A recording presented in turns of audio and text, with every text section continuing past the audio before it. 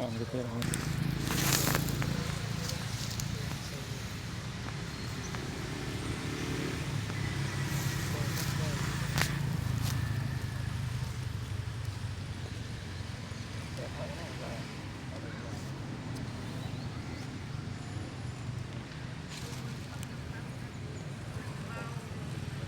màu nó phun chạy nào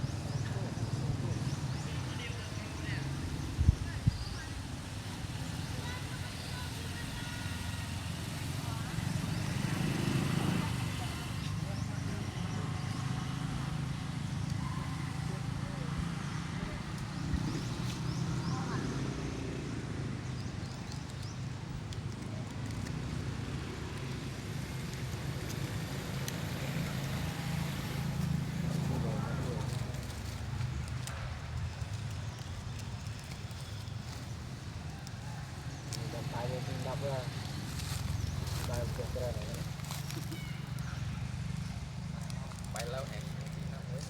lâu và phốt không vận động đặt cũng vậy đây là sao mà anh bây giờ tay linh mà không được cho cô đây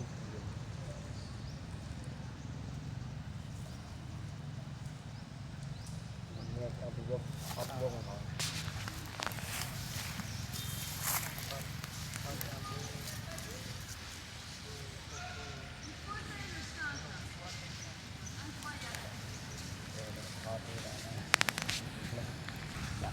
con nó bay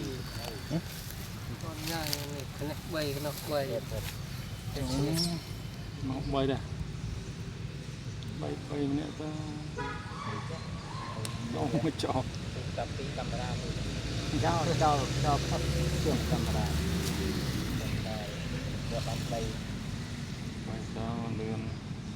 sao đi chụp rồi hot video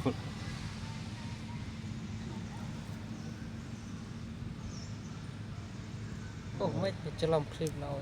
cắn lưng chân chơi là gìนี่กันนี่สุดละทำไมมัน xanh như và chân camera này để cho hơi cái dặm mà สมาร์ท camera đang đánh port มันบางสมาร์ท đã như จอชัวไม่มอง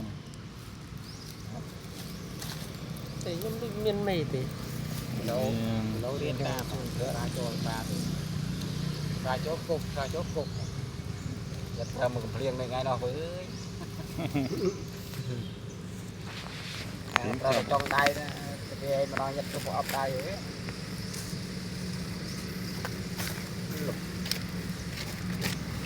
còn này men tàu lâu rồi thì ao mệt đài mệt không muốn mệt đài rồi anh tham cái đã prop rồi rồi là nè trong bọc cái bạn đánh nói khơi club một hôm đây là cái một con riêng riêng cho tên ông anh gì cũng được đào đây là trong gì bố cái này nó gì cũng được đào nó không ăn trong gì lực tích ta còn flick gì tới cho bên xưa trường nó cái lực nó tịnh để mơ nó phía tay thu bò hay còn hồi chuyên cho đắp cái đầu cái này nó còn lật này luôn hai ông cái lùng đây là hai cái đây cái video sẽ nó span bên này cái này chơi anh tôi cái này bàn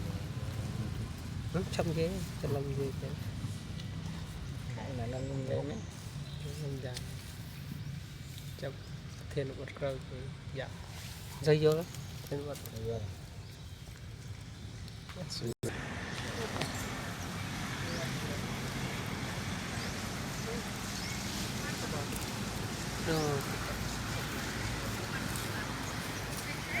วัดครับตอนนั้นได้ มันมือเงี้ยหมดบอลผู้หัว เราวัดจะลองกระไรจะลองกระลาด้วย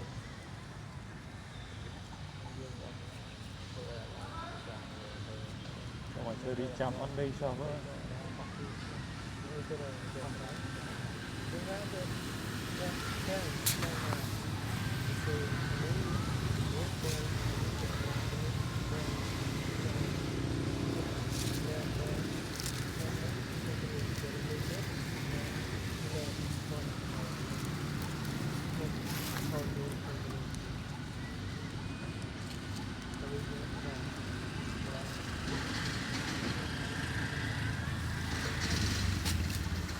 no.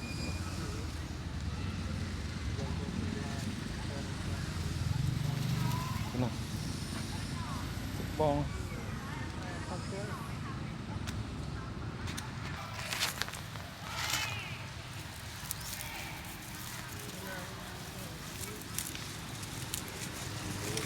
Nè.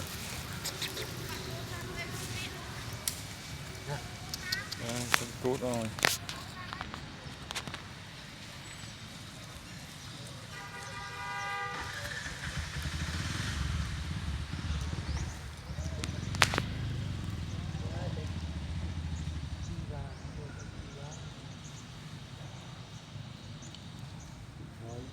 Vô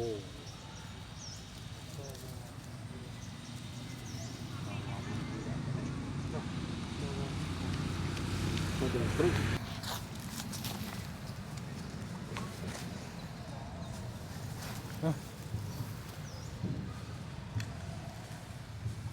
Thôi.